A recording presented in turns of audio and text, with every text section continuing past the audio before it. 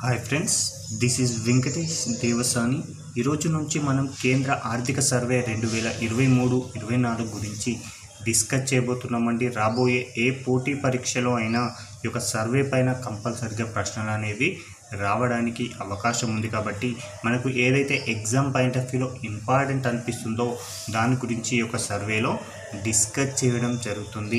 కాబట్టి చూద్దామండి, ఆర్థిక సర్వే అంటే ఏంటి, అదేవిధంగా సర్వేలో ఏముంటుంది అనే అంశాలను బేసిక్ ఇన్ఫర్మేషన్గా తెలుసుకున్న తర్వాత 2023-24 ఆర్థిక సంవత్సరానికి సంబంధించి కేంద్ర ఆర్థిక మంత్రి ప్రవేశపెట్టిన సర్వే గురించి డిస్కస్ చేద్దాం.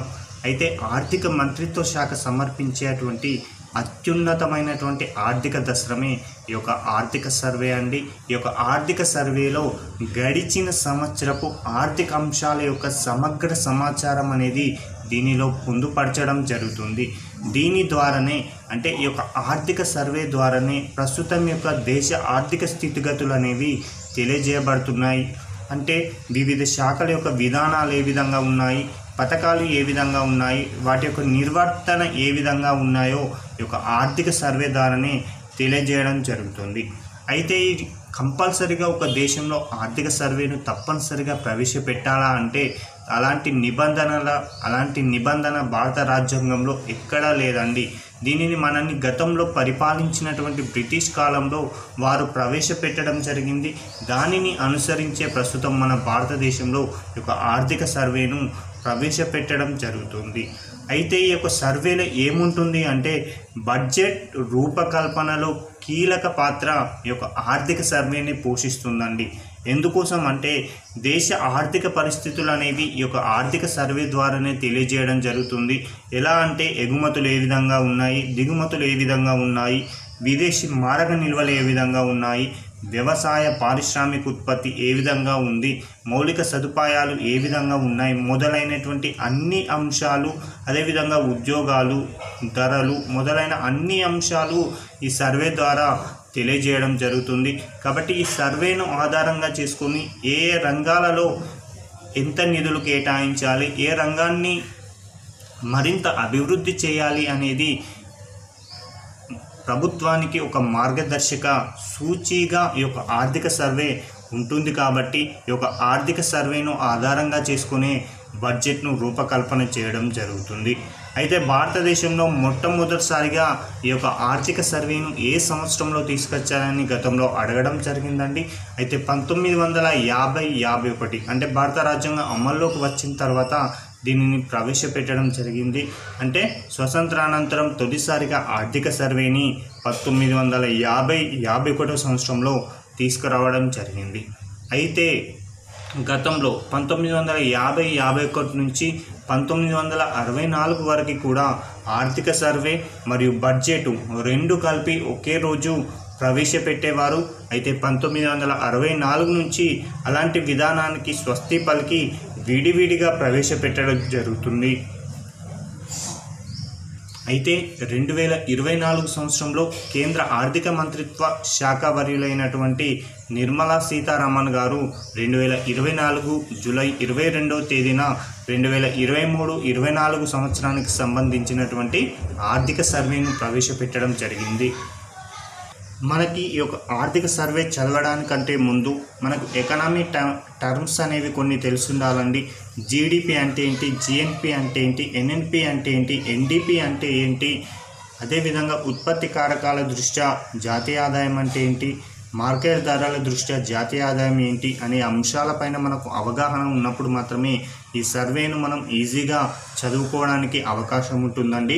కాబట్టి జీడిపి అంటే ఒక దేశంలో ఒక సంవత్సర కాలంలో ఉత్పత్తి అయిన అంతిమ వస్తు సేవల విలువల మొత్తం అండి. అయితే ఈ యొక్క జీడిపిలో ప్రదేశానికి ప్రాధాన్యత ఇస్తారండి. చాలా ఇంపార్టెంట్ అండి. జీడిపిలో ప్రదేశానికి ప్రాధాన్యత ఇస్తారు. ఈ ప్రదేశంలో జాతీయులు కానీ విదేశీయులు కానీ ఎవరైనా కానీ ఉత్పత్తి చేయడానికి అవకాశం అనేది ఉంటుందండి. అదే జిఎన్పి అంటే సేమ్ అండి, కానీ ఇక్కడ ప్రదేశానికన్నా కూడా పౌరులకు ప్రాధాన్యత ఇవ్వడం జరుగుతుంది. మన దేశ పౌరులు ఎక్కడైతే ఉత్పత్తి చేస్తారో దానిని మన జాతీయ ఆదాయంగా పరిగణలోకి తీసుకోవడం జరుగుతుంది. ఇవన్నీ కూడా మనం గతంలోనే జాతీయ ఆదాయం అనేటువంటి టాపిక్ వద్ద నేర్చుకునే ఉంటాము. అందులో భాగంగా జీడిపి గణాంకాలు అంటే వృద్ధి రేటు ఏ విధంగా ఉంది, గతంతో పోలిస్తే ప్రస్తుతం జీడిపి అనేది ఎంతవరకు పెరిగింది అనేదే దీని యొక్క ముఖ్యమైనటువంటి సారాంశం అండి. అందులో భాగంగా 2021 సంవత్సరంలో మన యొక్క జీడిపి వృద్ధి రేట్ అనేది చాలా వరకు తగ్గిపోవడం జరిగింది. ముఖ్యంగా రుణాత్మకంగా మారిందని చెప్పుకోవచ్చు.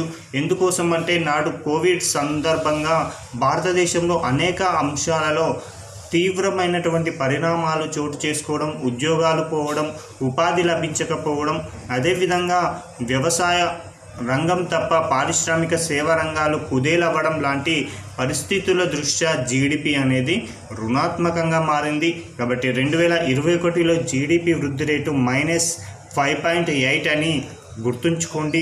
అదేవిధంగా 2022లో సెకండ్ రివైజ్డ్ ప్రకారం జీడిపి వృద్ధి రేట్ అంటే 9.7% ఉంది.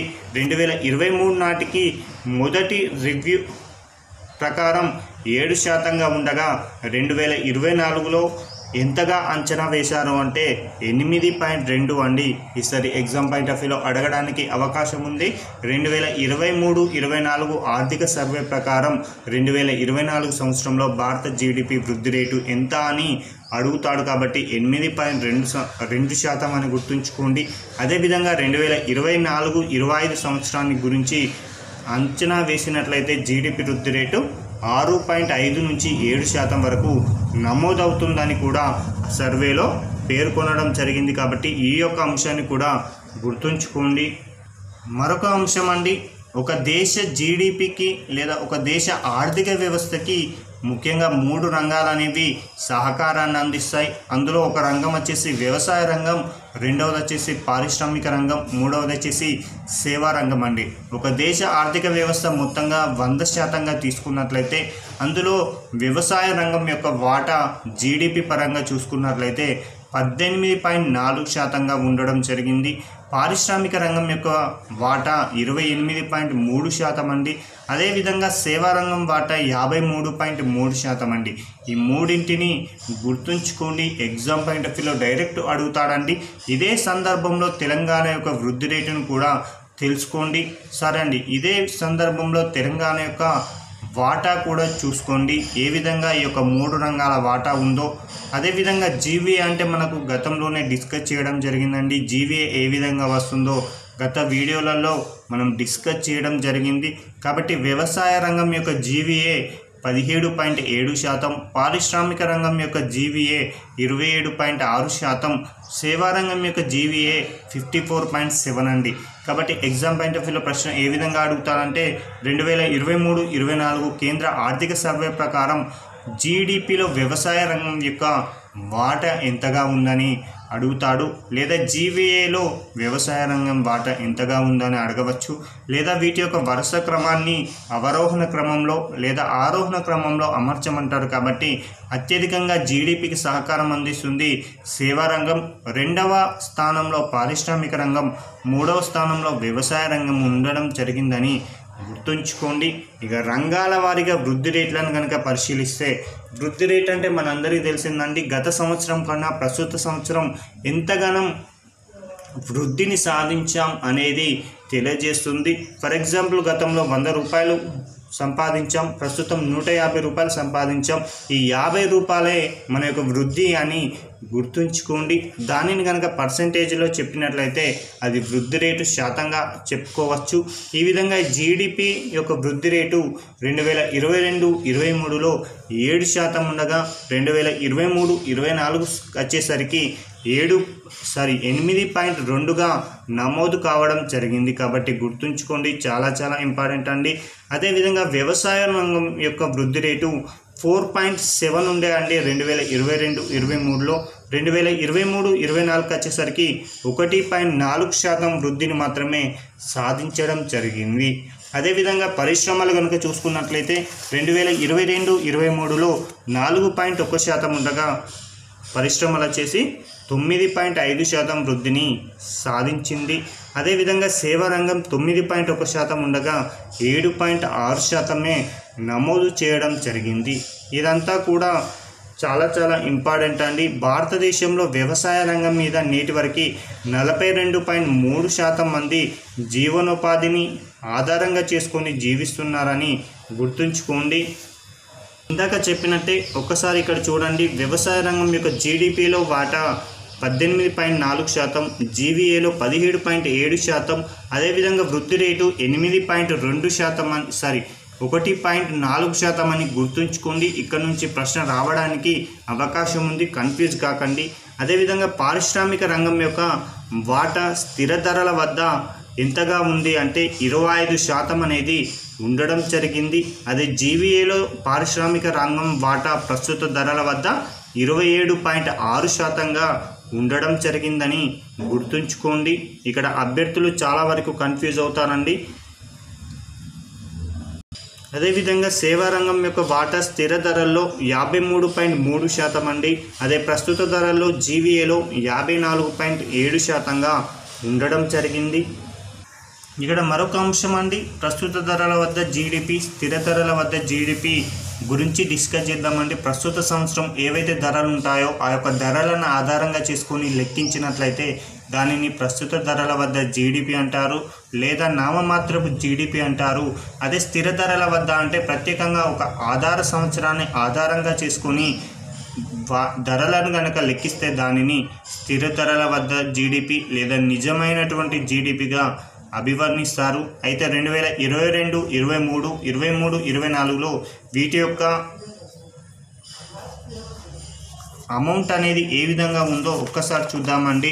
ఇవన్నీ కూడా లక్షల కోట్లలో అని గుర్తుంచుకోండి. ప్రస్తుత ధరల వద్ద జీడిపి అనేది 2,69,49,646 కోట్లు ఉండగా 2023-24 వచ్చేసరికి 2,95,35,667 అండి. అంటే గత సంవత్సరం కన్నా కూడా మంచి వృద్ధిని సాధించింది. అదే స్థిర ధరల వద్ద కనుక చూసుకున్నట్లయితే 1,61,71,429 ఉండగా 2023-24 వచ్చేసరికి 1,73,81,722 కోట్లు అని గుర్తుంచుకోండి. చూడండి అభ్యర్థులు ఒక్క అంశాన్ని క్లియర్గా చూసుకోండి. ఇక్కడ 2023-24 ఆర్థిక సంవత్సరాన్ని కనుక పరిశీలిస్తే ప్రస్తుత ధరల వద్ద మాత్రం జీడిపి 2,95,00,000కు పైగా ఉండగా స్థిర ధరల వద్ద జీడిపి 1,73,00,000 ఉంది. కాబట్టి ఎప్పుడైనా కూడా గుర్తుంచుకోండి, ప్రస్తుత ధరల వద్ద అనేది ఎక్కువగా జీడిపి ఉంటుంది, స్థిర ధరల వద్ద జీడిపి అనేది తక్కువగా ఉంటుంది. ఎందుకంటే ప్రస్తుత ధరల్లో ధరల ప్రభావం మరియు మిగతా అంశాల ప్రభావం అనేది ఉంటుంది, కానీ స్థిర ధరలో అలాంటి ప్రభావం ఉండదు. కాబట్టి వాస్తవమైనటువంటి జీడిపిని సూచిస్తుందని గుర్తుంచుకోండి. ఇక జీడిపి వృద్ధి రేటును కనుక పరిశీలిస్తే 2022-23లో 7% ఉండగా 2023-24 వచ్చేసరికి 8.2%గా పెరగడం జరిగింది. ఇక ప్రస్తుత ధరల వద్ద జీవీఎన్ కనుక చూసుకున్నట్లయితే 2,49,59,041 ఉండగా అది 2,67,217గా ఉండడం జరిగిందండి. అదేవిధంగా స్థిర ధరల వద్ద కూడా చూసుకోండి. అయితే ఇవన్నీ కూడా మనం చెప్పేది లక్షల కోట్లు అనే అంశాన్ని గుర్తుంచుకోండి. అదేవిధంగా జీవీ యొక్క వృద్ధి రేటు 2022-23లో 6.7%గా ఉండగా 2023-24 వచ్చేసరికి 7.2%కి పెరగడం జరిగిందండి. అదే జీడిపి వృద్ధి రేటు 8.2% అని గుర్తుంచుకోండి. జీవీఏ వృద్ధి రేటు వచ్చేసరికి 7.2% అని గుర్తుంచుకోండి. ఇక స్థూల పొదుపు అండి, ఇదంతా కూడా మనకు ఎకానమీలో జాతీయ ఆదాయం చదివితేనే ఈజీగా అర్థమవుతుంది. కాబట్టి స్థూల పొదుపు జీడిపిలో ఎంత శాతంగా ఉందని డైరెక్ట్ ప్రశ్న అడగడానికి అవకాశం ఉంది. కాబట్టి 30.2%గా 2022-23లో ఉండగా ప్రస్తుతం అయితే అలాంటి గణాంకాలు 2023-24కి అందుబాటులో లేవు. అదేవిధంగా స్థూల మూలధన సామర్థ్యం కూడా 33% అనేది 2022-23లో ఉండడం జరిగిందండి. ఇక తలసరి నికర జాతీయ ఆదాయం అండి, చాలా ఇంపార్టెంట్ అండి. ఇది 1,69,496 రూపాయలండి 2022-23లో. అదే 2023-24లో 1,84,205 రూపాయలుగా ఉండడం జరిగింది. ఇది కూడా ఎగ్జామ్ పాయింట్ ఆఫ్ వ్యూలో డైరెక్ట్ ప్రశ్నగా అడగడానికి అవకాశం ఉంది. ఇక ఇప్పుడు చెప్పే అంశాలు రేపు రాబోయే పోటీ పరీక్షలో తప్పనిసరిగా అడుగుతారండి. ఒక్కసారి చూడండి, ఆహార ధాన్యాల ఉత్పత్తి అనేది 2022-23లో 329.7 మిలియన్ టన్స్ అనేవి 329.7 మిలియన్ టన్నులు ఉండడం జరిగింది 2022-23లో. అదే 2023-24 వచ్చేసరికి 328.9గా నమోదు కావడం జరిగింది. గత ఆర్థిక సంవత్సరం కన్నా కూడా తక్కువగా ఆహార ధాన్యాల ఉత్పత్తి అనేది జరిగింది అని గుర్తుంచుకోండి. ఇక పారిశ్రామిక ఉత్పత్తి సూచి యొక్క వృద్ధిని కనుక పరిశీలిస్తే 2022-23లో 5.2 ఉండగా 2023-24కి 5.9గా ఉండడం జరిగింది. ఇక ప్రస్తుత ఖాతా లోటు 2022-23లో 7% ఉండగా 23-24 వచ్చేసరికి 0.7%గా ఉండడం జరిగింది. ఇది కూడా చాలా వరకు ఇంపార్టెంట్ అండి. అదేవిధంగా విదేశీ మారక నిల్వలు 2022-23లో 47,54,264 కోట్లుండగా ప్రస్తుతం 2023-24 అండి, ఇది మాత్రం గుర్తుంచుకోండి, 53,91,255 కోట్లండి. చాలా ఇంపార్టెంట్. 53,91,255 కోట్ల విదేశీ మారక నిల్వలు ప్రస్తుతం భారతదేశంలో ఉండడం జరిగింది. ఇక స్థూల కోశ లోటు అండి, లేదా దీనిని ద్రవ్య లోటు అని కూడా పిలవడం జరుగుతుంది. 2022-23లో 6.4% ఉండగా 2023-24 వచ్చేసరికి 5.6%గా ఉండడం జరిగింది. అదేవిధంగా రెవెన్యూ లోటు వచ్చేసి 2022-23లో 4%గా ఉండగా 2023-24 వచ్చేసరికి 2.6%గా ఉందండి. ఇక ప్రాథమిక లోటు వచ్చేసి 2022-23కు 3%గా ఉండగా 2023-24లో 2%గా నమోదు కావడం జరిగిందండి.